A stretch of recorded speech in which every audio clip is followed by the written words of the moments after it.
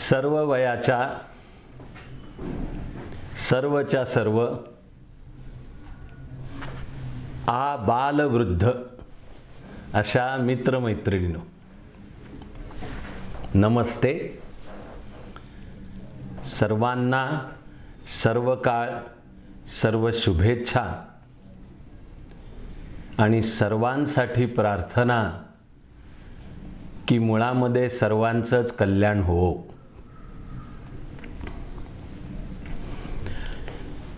सहज गप्पा मारताना सुद्धा मला कोणी विचारलं की तुमच्या माझ्या वैयक्तिक जीवनापासून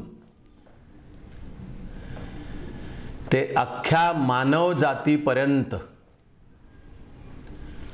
सर्वांना एकत्र वेढून राहिली आहे अशी सर्वात महत्त्वाची नंबर 1 ची समस्या कोणती? तर मला डोळ्याचं पातं लावायची सुद्धा गरज नाही इतकं उत्तर आपल्या मी एक प्रकारे दुर्दैवानी दुःखाने म्हणतो की तयार आहे। ते उत्तर आहे जागतिक तापमान वाढीमुळे पर्यावरणाचा ढासळलेला समतोल।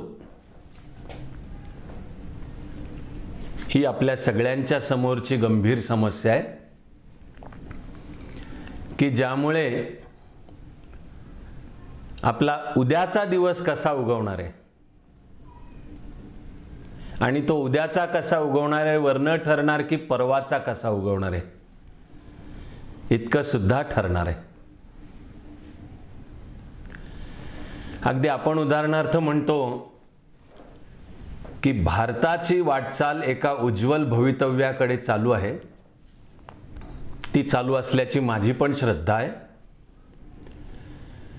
आणि पुढच्या 10 असो 20 असो वर्षांमध्ये भारत एक समृद्ध राष्ट्र होऊन ते जगाच्या भलं होण्यामध्ये सुद्धा भर घालेल। पण असं जेव्हा जेव्हा विधान समोर येतं तेव्हा तेव्हा न बोललेलं कंसातलं वाक्य असतं। हा कंस मामा राक्षस की ते कंसातलं वाक्य असतं की त्यावेळेपर्यंत जगाची काय स्थिती असेल कुणास ठाऊक। ते म्हणताना काळजात धस्स करणारे ते कंसातलं वाक्य पर्यावरणाला उद्देशून असतं। 1750च्या सुमाराच्या औद्योगिक क्रांतीनंतर माणसांनी जो विकासाचा आराखडा स्वीकारला त्यातूनच झालेल्या प्रदूषणामुळे जागतिक तापमान वाढ होते आहे आणि त्या जागतिक तापमान वाढीने आता पर्यावरणाचा समतोल ढासळलेला आहे। म्हणजे आता विधान पर्यावरणाचा समतोल ढासळत आहे असा चालू वर्तमान काळ नाही आहे, ढासळलेला आहे। आणि मला तर दररोज दर क्षणाला भान असतं की आपण बोनस वेळेवर जगतो आहोत। गेली 50 किंवा 60 वर्षांपेक्षा जास्ती काळ हा पर्यावरणाचा सगळा अभ्यास करणाऱ्या शास्त्रज्ञांनी आपल्याकरता काही निकष सांगितले होते की हे असं जर घडलं तर समजून चला की शेवटाची सुरुवात झालेली आहे, बिगिनिंग ऑफ द एंड।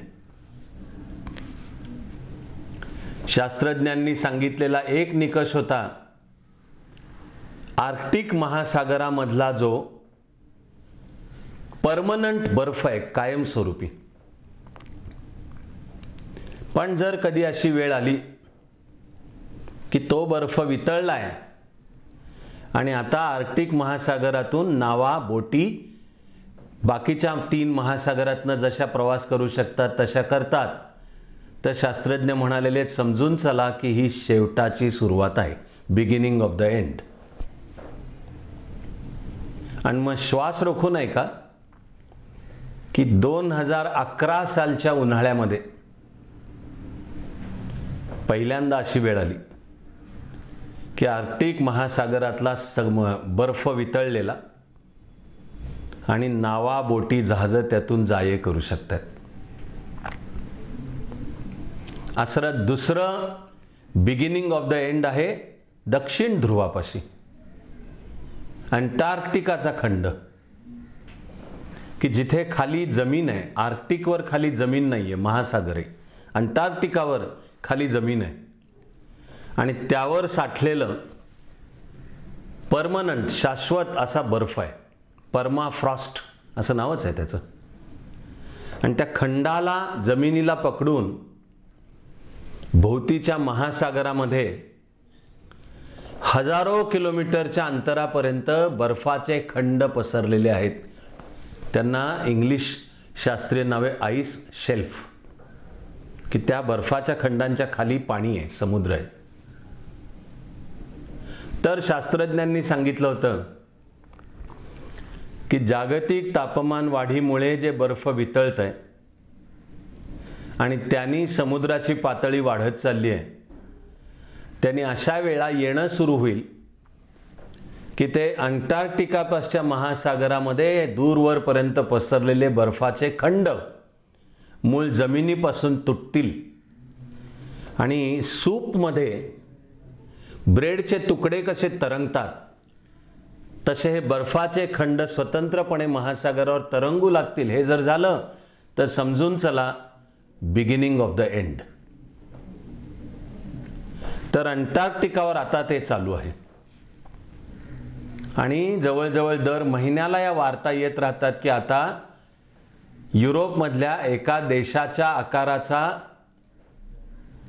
बर्फाचा खंड त्या अंटार्क्टिकाच्या मुख्य भूखंडापासून तुटून आता महासागरामध्ये तरंगू लागलाय.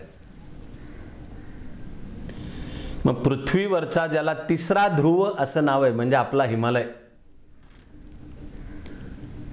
तर जागतिक तापमान वाढीमुळे त्या हिमालयातलं बर्फही प्रचंड वेगाने वितळतंय.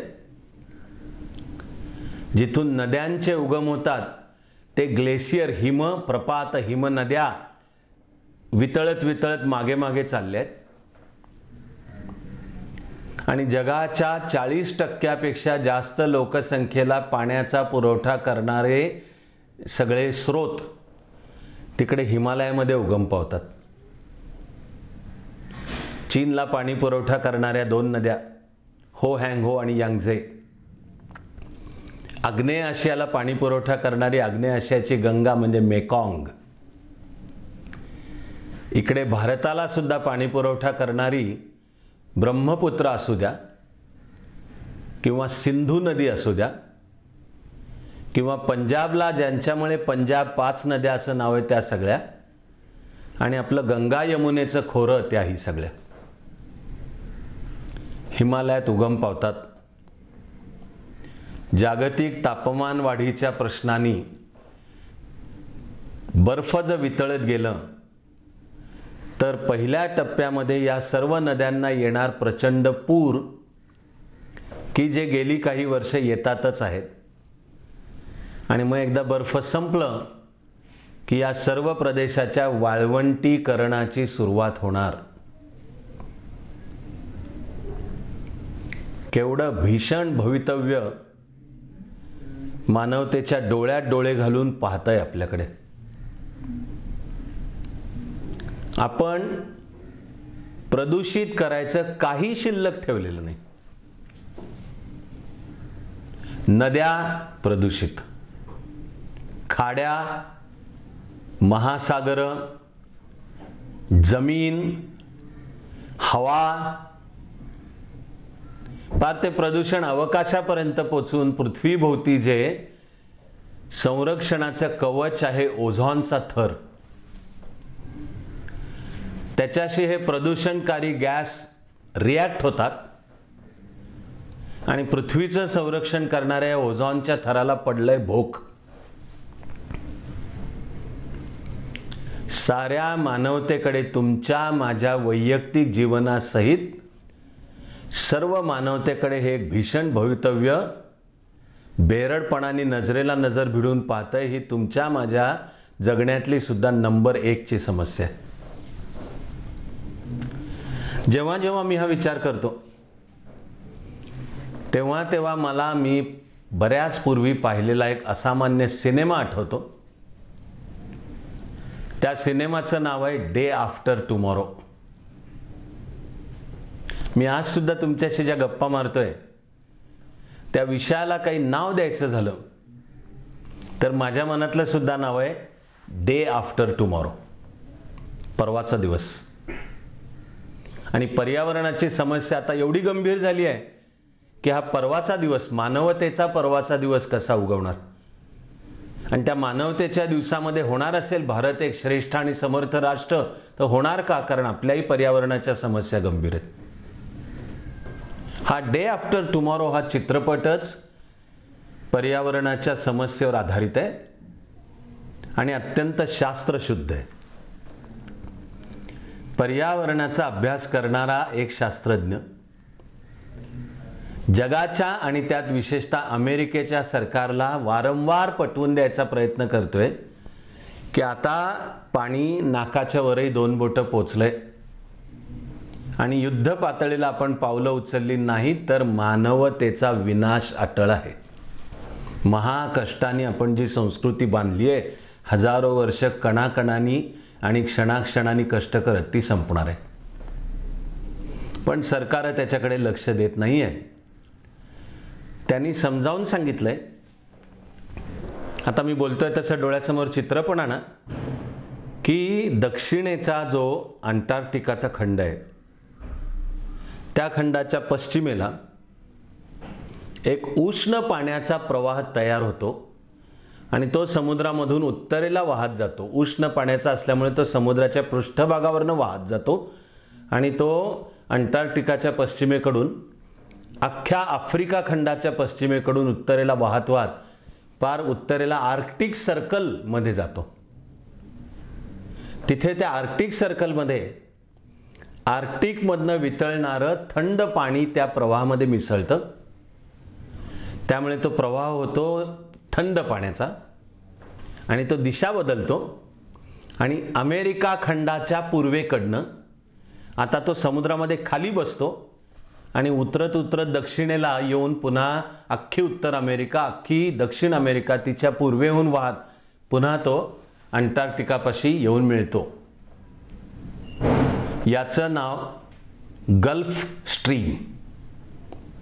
आणि हा गल्फ स्ट्रीम सगळ्या पृथ्वीच्या पर्यावरणाचा समतोल सांभाळतो.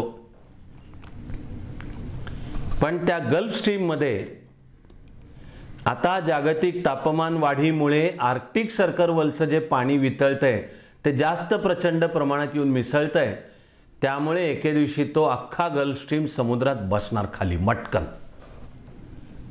आणि तसं जर झालं तर सगळ्या पृथ्वीच्या पर्यावरणाचा समतोल ढासळणार आणि विशेषतः उत्तर गोलार्ध तर सगळा बर्फाच्छादित होईल. पण या शास्त्रज्ञाकडे कोणी लक्ष देत नाहीये आणि तो अमेरिकेची राजधानी वॉशिंग्टन DC मध्ये सत्ताधाऱ्यांना पटवून समजावून द्यायचा प्रयत्न करतोय. हे असताना ही घटना घडते. शास्त्रज्ञांनी सांगितलं ही कधी घडेल? डे आफ्टर टुमॉरो, परवा पण घडेल, कदाचित 2 वर्षांनी घडेल, 2 दशकांनी घडेल, पण ही घडणार आहे. असं जर चालू राहिलं तर ही घडणार. आणि खरंच ती घटना घडते आणि साऱ्या पृथ्वीचा भयानक विनाश आहे. हे होताना हा शास्त्रज्ञ अमेरिकेची राजधानी वॉशिंग्टन DC मध्ये आहे. त्याचा मुलगा न्यूयॉर्कमध्ये शिकतोय आणि हे जे अचानक सगळं आता बर्फ आणि सगळं बर्फाच्छादित, यांनी तो मुलगा अडकून पडलाय न्यूयॉर्कच्या एका लायब्ररीमध्ये. आणि शास्त्रज्ञांनी आपलं कर्तव्य केलं. आता बापाला आपलं कर्तव्य करायचं आहे ते म्हणजे त्या मुलाला वाचवायचं आहे. म्हणून सहकारी शास्त्रज्ञांची टीम घेऊन हा शास्त्रज्ञ वॉशिंग्टन DCतून न्यूयॉर्ककडे जाण्याचा प्रयत्न करतोय. आहे तो सगळा बर्फ म्हणजे उत्तर ध्रुवावरचं सारखं वातावरण तयार झालंय आणि त्या ज्या स्की असतात त्याचा वापर करून तो आता, कारण दुसरी सगळी साधनं सगळं बंदच पडलंय सगळं. त्या प्रवासामध्ये वाटेत त्यांनी एके ठिकाणी मुक्काम केलाय, छोट्या टेंटमध्ये, आणि दोन शास्त्रज्ञांच्या मधला संवाद आहे तो मला या चित्रपटाचा सगळ्यात महत्त्वाचा संवाद वाटतो. सगळ्या पृथ्वीची भयानक हानी झालेलीच आहे. नवं हिमयुग अवतरलंय आणि आता याचा सामना करून मानवता कशी काय जगणार. तर नेमका हा प्रश्न एक शास्त्रज्ञ या चित्रपटाचं जे मुख्य पात्र आहे शास्त्रज्ञाचं, त्याला हा प्रश्न विचारतो. Do you think we can survive दिस.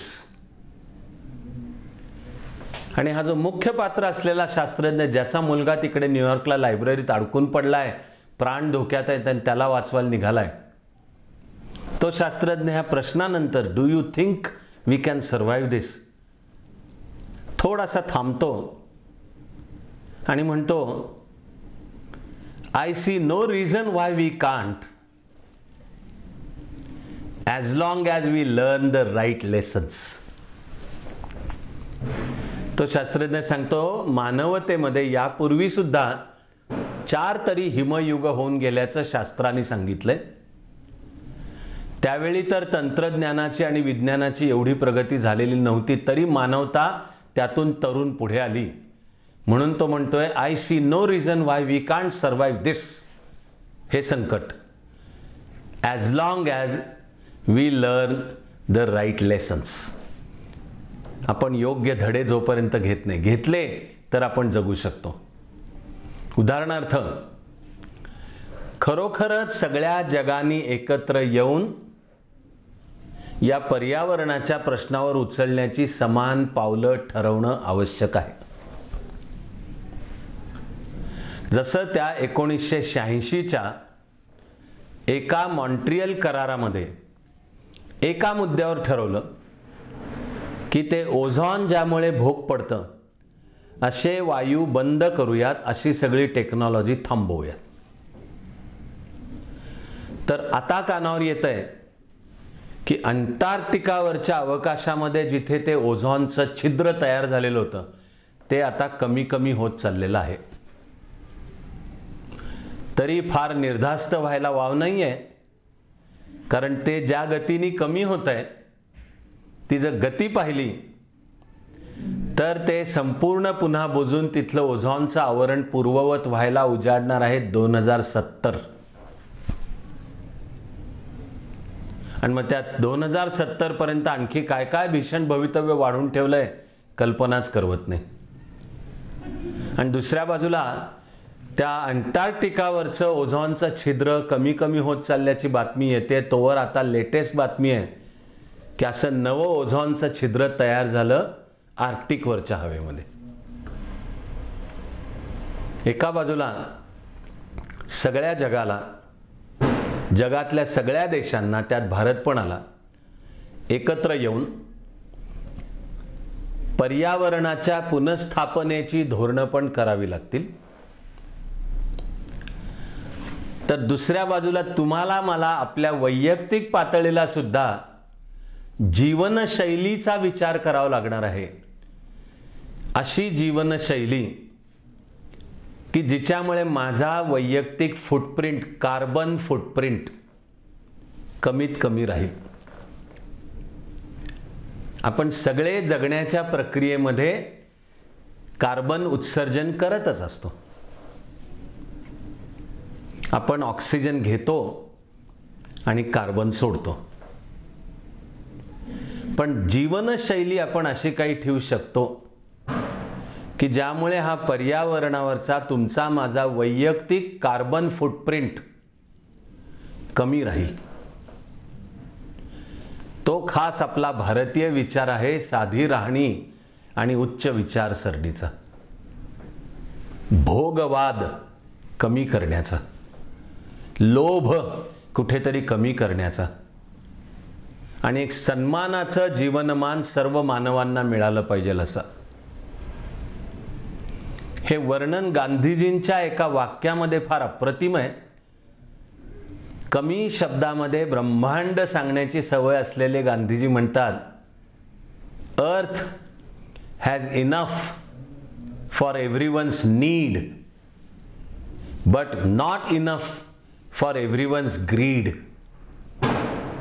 प्रत्येकाच्या गरजा भागवू शकेल असं या वसुंधरेकडे, पृथ्वीकडे आहे, पण प्रत्येकाचा लोभ असं नाही आहे. त्यांच्याच काळातही गांधीजींनी सांगून ठेवलंय की आपण सगळ्यांनी जर अमेरिकन स्टँडर्ड ऑफ लिव्हिंग गाठायचं ठरवलं तर 6 पृथ्व्या पुरणार नाहीत असं गांधीजी म्हणून ठेवलेत. कुठेतरी जागतिक धोरणांपासनं ते आपल्या वैयक्तिक जीवनापर्यंत सर्व रेंजवर आपल्याला याचा विचार करून पर्यावरणाची पुनर्स्थापना आणि पर्यावरणाला अनुकूल अशी जीवनशैली स्वीकारणे याचा करावाच लागणार आहे विचार. एक मानसशास्त्रज्ञ डॉक्टर डॅनियल गोलमान यांनी इमोशनल कोशंट ही संकल्पना दिली आहे. ती सगळी भारतीय विचारावर उभी आहे. त्या डॉक्टर डॅनियल गोलमाननी अलीकडे एक पुस्तक आणलं, त्याचं नाव आहे इकॉलॉजिकल कोशंट. म्हणजे आपल्या वैयक्तिक जीवनात सुद्धा सततचं भान की मी जे काही जगतो, वागतो, बोलतो, करतोय त्याचा पर्यावरणावर परिणाम काय होतोय. डॉक्टर डॅनियल गोलमान सांगतो की अगदी मी ज्या वस्तू खरेदी करतोय, जे अन्न खातोय, जे वस्त्र पांघरतोय, बांधकामाची जी टेक्नॉलॉजी, तर या सगळ्यांमध्ये त्यातून निर्माण होणारा कार्बन फुटप्रिंट किती आणि तो कमीत कमी कसा ठेवता येईल याचं भान म्हणजे इकॉलॉजिकल कोशंट. तर आपल्याला सगळ्यांना असा एक खूप वरचा इकॉलॉजिकल कोशंट पण तयार करायला लागेल आणि नव्या अर्थशास्त्राला जन्म घालावा लागेल. मला विश्वास आहे की हे नवं अर्थशास्त्रही भारतीय विचारावर उभं असू शकतं.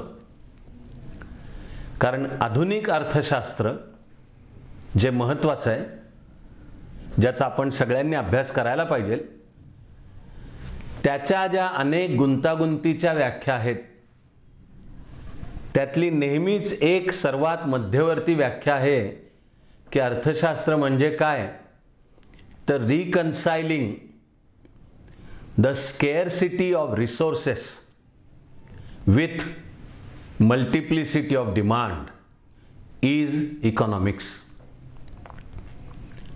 मागण्यांची बहुविधता पण त्या मागण्या पुरवण्याच्या साधनांची उणीव, कमतरता, याचा मेळ घालणे म्हणजे अर्थशास्त्र. मागण्या सतत वाढतच राहतात. एक मागणी पूर्ण झाली, आणखी वाढते, आणखी वाढते, आणखी वाढते, आणि त्या भागवण्याची साधन संपत्ती मात्र कुठे ना कुठेतरी मर्यादितच आहे. आता त्या मर्यादेपाशी आपण पोहोचलो. आजपर्यंत आधुनिक अर्थशास्त्राची वाटचाल आहे की त्या वाढणाऱ्या मागण्या वाढत राहू देत, ही साधन संपत्तीचा त्याच्याशी कसा मेळ घालवायचा, पण त्यातून आपण पृथ्वीची नासाडी करत आणली. आणखीन भोग, आणखीन भोग, आणखीन भोग करत आता वेळ आली आहे कुठेतरी मागण्या मर्यादित करण्याची. म्हणजे नवं अर्थशास्त्र जन्माला घातलं पाहिजे.